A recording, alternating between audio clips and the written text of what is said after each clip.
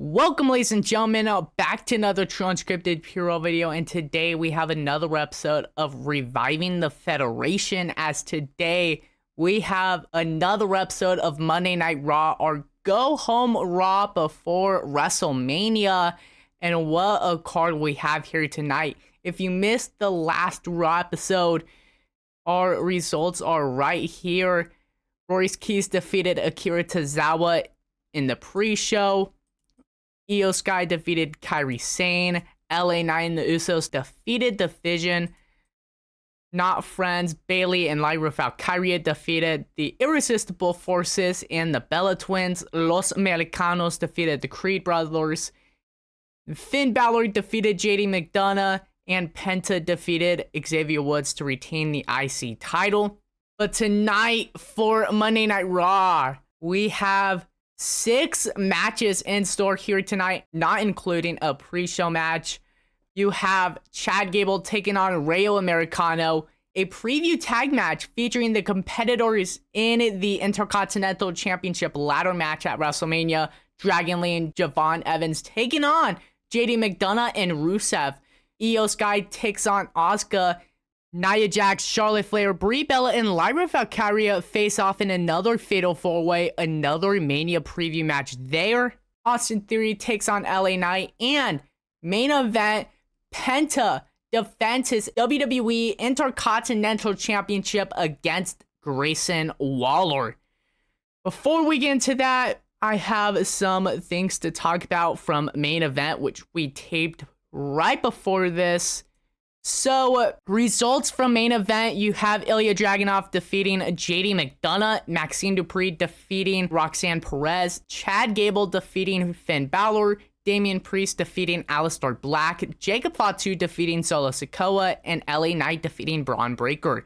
So, some of the key notes we have are Roxanne Perez doesn't work well with Raquel Rodriguez as her manager, so I've removed Raquel from Roxanne Perez. Solo Sikoa and Jake Fatu have no chemistry as opponents, so they probably won't face each other again. As you've heard, Braun Breaker was on the show, and I completely forgot to remove Braun, so spoiler, Braun is cleared.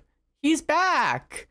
You know, it's funny because I removed a match specifically because it was going to have a spoiler in it. But I completely forgot about Braun. So, yeah.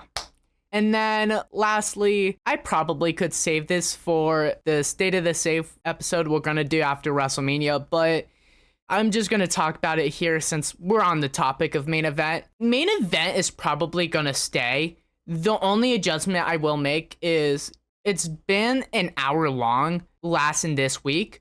It's going to become 30 minutes. I think an hour is too long for the show if it's not going to be like something major or adding to any storylines. So it's going to become a 30-minute show, and it's probably just going to be tryout matches for local talent. I think that's how I'm going to use it. So, you know, kind of getting our recognizable and unimportant people over, just like usual, while also kind of doing tryout matches with local talent who I otherwise wouldn't give two shits about. So, yeah, that's what I'm thinking with main event. But on to tonight's card. I've talked about the card already, so without further ado, let's get into tonight's episode. We start the show off with a pre-show bout as Royce Keys defeats Otis in a decent match, 50. The hints at a Royce Keys heel turn got poor reaction. Oh well. Afterwards, a hype video from last week plays where clips of Punk and Roman Reigns' promos are shown. Penta versus Xavier Woods is shown. Io Sky versus Kairi Sane. Chad Gable's return and clips of Paul Levesque discussing business with the WWE general managers are shown, hyping up everything on tonight's show. Yes. We've had a lot of major announcements on last Monday Night Raw episode, so if you missed that, be sure to check it out. I probably will talk about it on the post-Mania State of the Save. So afterwards, we officially start the show with a promo from AJ Lee as AJ Lee comes out to the ring as the crowd cheers for her. Lee has the Women's Intercontinental Championship around her shoulder as she skips to the ring. AJ Lee enters the ring and grabs the microphone before saying that it's so good to be here in Sacramento, just 2 hours away from where her last WrestleMania match took place at Santa Clara. Lee says that she's excited for a match this weekend at WrestleMania, especially considering it's against Becky Lynch for AJ Lee's Women's Intercontinental Championship. Lee says that when she left WWE in 2015, it wasn't because of how they treated her husband, CM Punk. It was because of how they were treating their women's wrestlers. Lee hated how the women were well liked solely because of their sex appeal and how they were referred to as divas. In the 90s, yeah, maybe that would have been fine, but this was 2015. They were not divas who were hired for their sex appeal. They were women's pro wrestlers who wrestled week in and week out for the audience. But in the wake of her absence, WWE finally smartened up. They focused on wrestlers that had good wrestling abilities like Charlotte Flair and Sasha Banks, making sure to not include Becky Lynch, and renamed the Divas division to the Women's division. And now in 2026, there is a whole ecosystem for women's titles. There are the women's tag titles, the women's WWE and women's world titles, the women's United States title, and of course, the women's Intercontinental title. But in the wake of Lee's absence, WWE made one key failure, and that was thinking that Becky Lynch was the future of the industry. Lee says that while Becky's good, she's too egotistical for her own kind, and that harms the women's division. Before Lee can continue, Lynch attacks her from behind before attacking her on the ground. Lynch punches away on Lee as she gets showered in booze before she gets off of Lee and grabs the women's Intercontinental title, raising it up before throwing it down onto Lee and walking away. 62 rating, love that. Crowd is already getting hot. Afterwards, our opening contest, you have Chad Gable defeating Rayo Americano in a decent match. Crowd was hot for this one. Afterwards, Chad Gable tries to rip off Rayo's mask and starts stomping away on Rayo's back before starting to untie his mask. But before Gable can get the mask off, El Grande Americano and Bravo Americano run out and attack Gable before he can fully take the mask off, ganging up on him as Los Americanos attack him.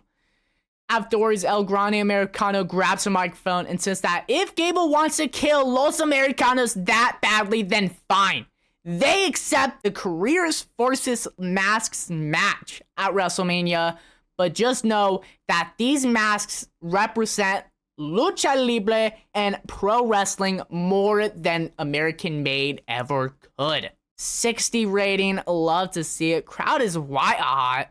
Afterwards, we go to the back as AJ Lee is seen holding her head as Kathy Kelly walks up to her. Kelly says that earlier tonight, Lynch unexpectedly attacked Lee while Lee was cutting a promo. But before Kelly can continue, Lee interrupts and says that she actually did expect it. She knows how Lynch is and knew her comments had gone under her skin. AJ says that she admits she probably went too far with her comments here tonight, but she knows that come WrestleMania, she will make Becky Lynch pay for that attack. 65 rating, love to see it. Afterwards, we go back to the ring as we have Dragon Lee and Javon Evans defeating JD McDonough and Rusev in a decent match. When Javon Evans pinned JD McDonough, kind of just a thrown together match, honestly, because I didn't have enough time for my segments, so I had to add a last minute match. After the match, Javon Evans immediately gets attacked by Rusev, giving him no time to celebrate the win. Dragon Lee enters the ring and helps Javon Evans fend off Rusev, but Rusev starts attacking Dragon Lee as well. Evans gets up and goes to attack Rusev, but McDonough attacks Evans instead. After a few moments, the two men still standing are Rusev and JD McDonough, who stare down momentarily before Dominic Mysterio suddenly enters the ring and attacks Rusev. JD McDonough and Dominic Mysterio start stomping away on Rusev before Dominic Mysterio raises JD McDonough's arm in victory as JD McDonough does the title motion around his waist in front of the camera, signaling that he is aiming to win the Intercontinental Championship this weekend. Afterwards, we stay in the ring as Obafemi's theme song hits as he marches down to the ring while the crowd cheers for him. Femi enters the ring and grabs a microphone before simply saying that he's not going to wait all night for Brock. He wants to go face to face with Brock right here, right now.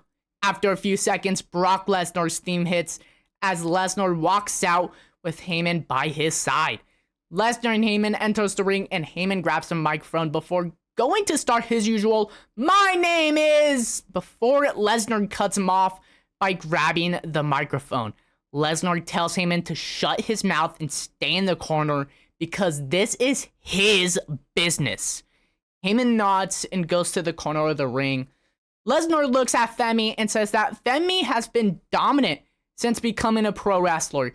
Femi has had a 273-day reign with the NXT North American Championship and had a combined 294-day reign with the NXT Championship.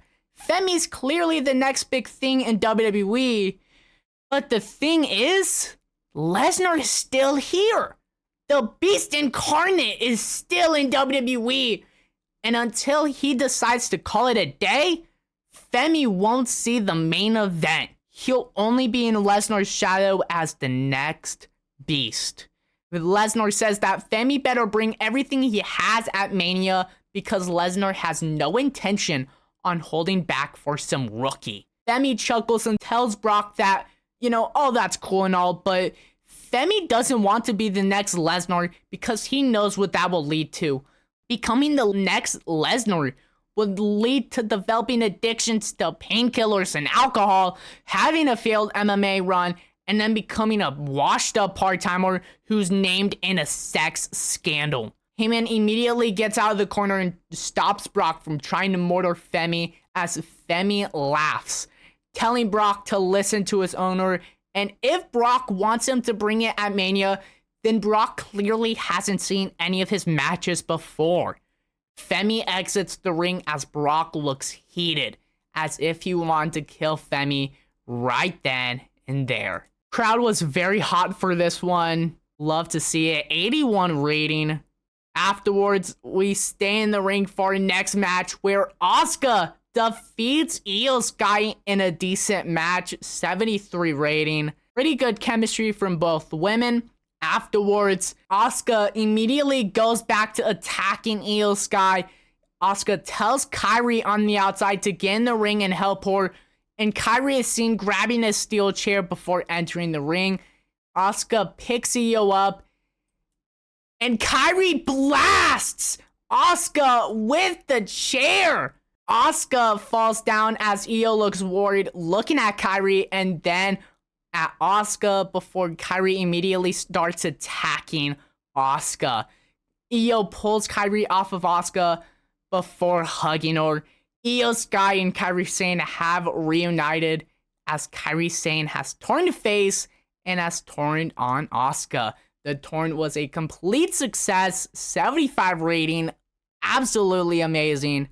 And afterwards, we go to the back as Finn Balor and Stephanie Foucault are seen backstage hyping each other up for their matches this weekend, hoping that they can both end the Judgment Day at WrestleMania. Suddenly, the Judgment Day jump Balor and Foucault as Dom and JD attack Finn, and Liv, Raquel, and Perez attack Foucault. Afterwards, Dominic Mysterio and Liv Morgan get close to Finn and Steph and say that it's funny how they think they can kill the Judgment Day that easily because they can't kill this five-headed monster that Finn himself created. 59 rating, decent. Afterwards, we go back to the ring as Lyra Valkyria defeats Charlotte Flair, Brie Bella, and Nia Jax in a decent match when Lyra Valkyria pinned Brie Bella. Charlotte Flair carried the match in terms of in-ring performance. Love to see that. Afterwards, Lyra Valkyria celebrates her win momentarily before Nia Jax attacks her. Jax brawls with Lyra as Brie brawls with Flair on the outside.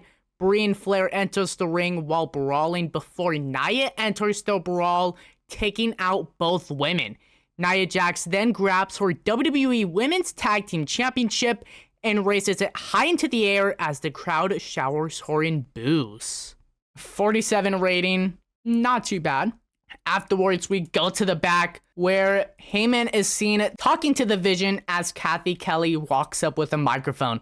Kelly says that last week, the Vision lost to LA Knight and the Usos, and afterwards, the Usos challenged the Vision to a rematch at WrestleMania for the tag titles. But before Mania this weekend, Austin Theory will go one-on-one with LA Knight. How does Heyman and the Vision feel about all of this? Heyman says that last week, it was a fluke victory for LA Knight and the Usos. But that's okay. It was ISO Speed's first ever match. I actually think it was his second ever match. I completely forgot about his random Royal Rumble appearance. So scratch that. Second ever match.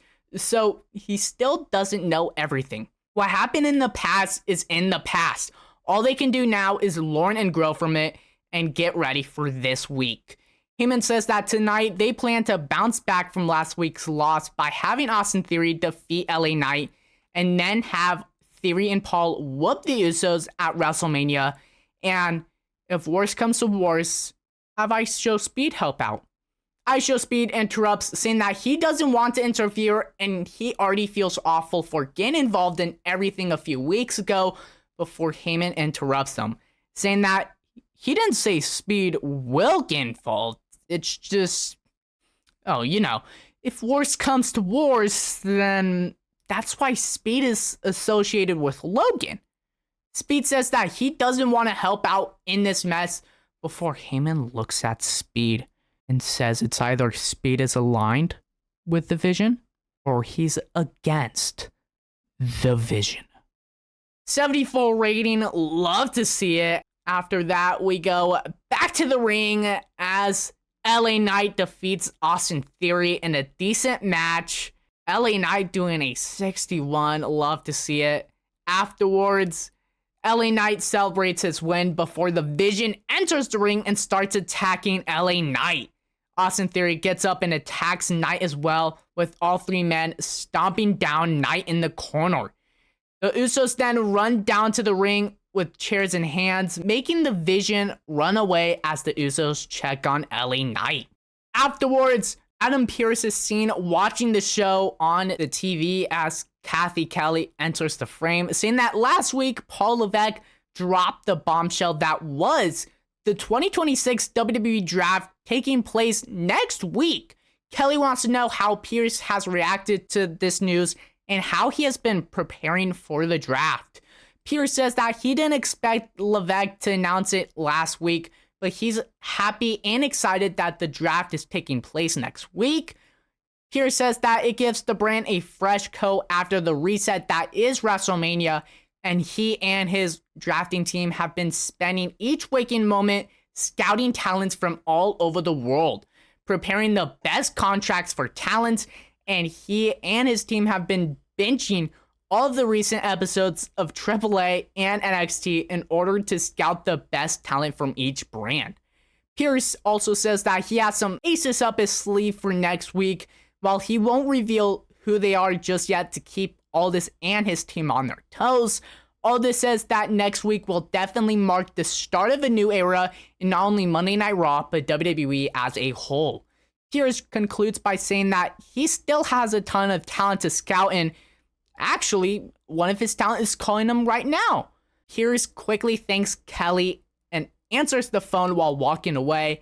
Kelly says that it seems like Pearce has several tricks up his sleeve, and it's only a matter of time until we find out who or what those tricks are. Back to you, Corey and Michael. 57 rating, and it seems like Adam Pearce not only has been scouting the developmental brands, but he's been scouting talents from all over the world.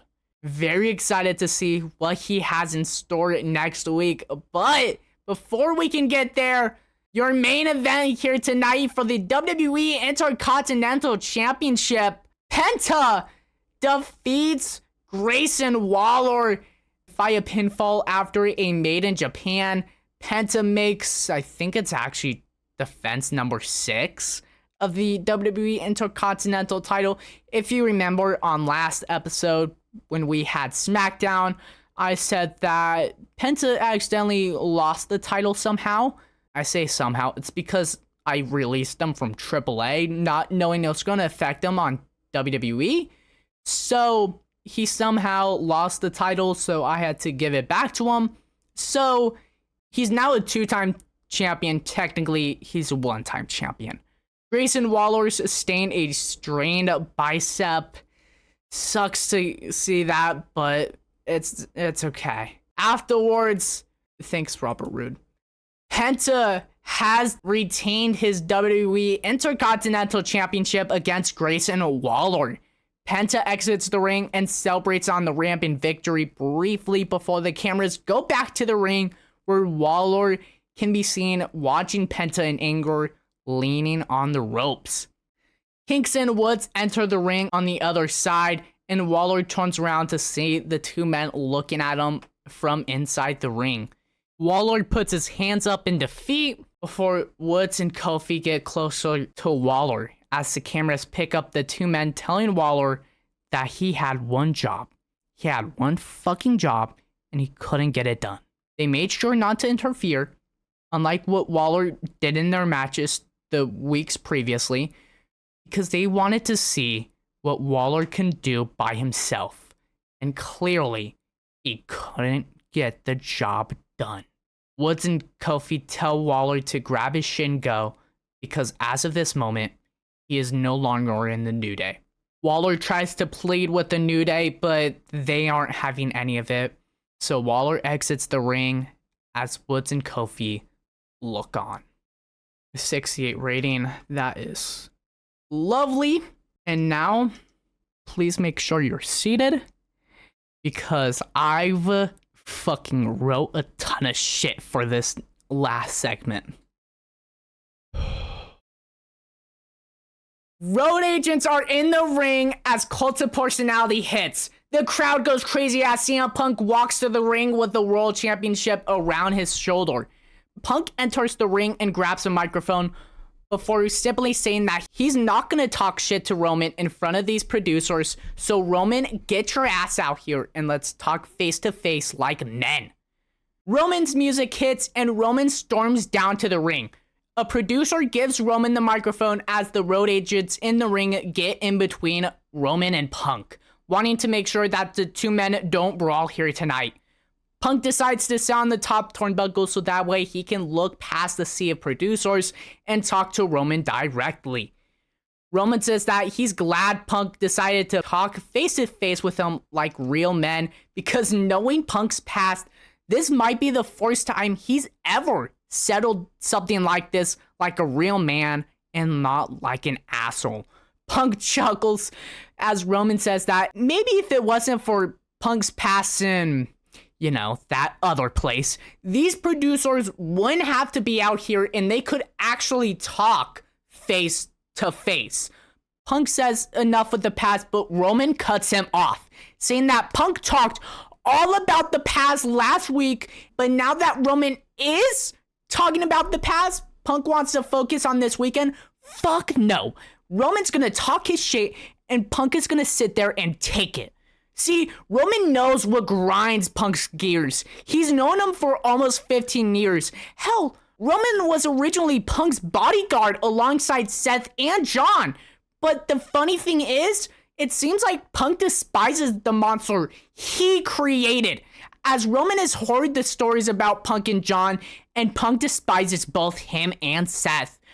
Punk cuts Roman off and says that, yes, he does despise all three men, but it's for different reasons. But quite frankly, Punk doesn't give a damn about John and Seth right now. He only cares about the man that is challenging him this Sunday. And the reason why Punk hates Roman is because he's jealous. He's not jealous that Roman has a part-time schedule and could fuck off for half the year, or that Roman had a 1,316-day reign with the consolation prize. Punk's jealousy stems solely from Roman's last name, Anoa'i. See, that name has so much legacy embedded into pro wrestling, and the fact that someone as awful and as embarrassing as Roman is able to be graced by that last name makes him sick. Even just thinking about it makes him furious. And that's why Punk hates him. Anyone else in that locker room, on the roster, hell, in the world, could have been graced with that last name and could have been a better pro wrestler than Roman Reigns. Hell, if some of the guys in the back had Roman's last name, maybe they would be a 6-time world champion and would be praised by Paul Levesque and all of the higher-ups. Hell, maybe LA Knight could finally get a world championship if his name was something like Eli Anoa'i or Sean Anoa'i. The crowd cheers for the mention of LA Knight as Punk hypes him on, pointing out how LA Knight has been beloved by fans since he joined the main roster in 2022, yet he is still yet to win a world championship in the WWE. Punk goes back to saying that, yes, he hates Roman Reigns and he's jealous of him, but it's not because of everything Roman has done. Anyone can do what Roman has done if they suck up to the boss enough times. But what no one else can do is be able to say that their name is Joseph Anoa'i. And that makes Punk sick. Roman waits for Punk to finish before asking if it really makes Punk sick. Does Roman's last name really anger Punk that much that Punk just wants to rage? Does it piss off Punk that much that Punk just wants to hurt someone? Does it piss Punk off so much to where Punk wants to get some of his tattoos removed and then drink all of his problems away day after day like some bum-ass alcoholic from Chicago? Punk immediately gets out of the corner and tries to get in Roman's face as the road agents separate Roman and Punk, making sure they don't hit each other. Punk tells Roman that he doesn't fuck around with those comments, and if it wasn't for these road agents, Punk would kill Roman right here, right now. Roman laughs, says that no matter what Punk tries to do, he always goes back to his old ways, wanting to beat up a major star in a top wrestling promotion because they pushed his buttons a little too much. Roman tells Punk that if he can't wait 6 days, then Punk knows where to find him and the Usos. Roman goes to exit the ring before looking back at Punk, telling Punk that at least this time, if Punk were to beat up him and the Usos backstage, at least Roman won't have to worry about getting checked out for rabies. Because Punk's dog, Larry, isn't backstage. He is 6 feet in the ground! Punk can be seen fuming and absolutely livid as he's held back by almost all of the road agents, with Punk yelling at Roman as Roman smirks and exits the ring, heading to the back as the show goes off the air. And I am so glad this got an 100. My God. Whew. I was so worried it was going to do like a 97 or a 98. Oh. So glad it got an 100. So happy by that. And Roman clearly pushing Punk's buttons right before WrestleMania, turning the heat up to an extreme level.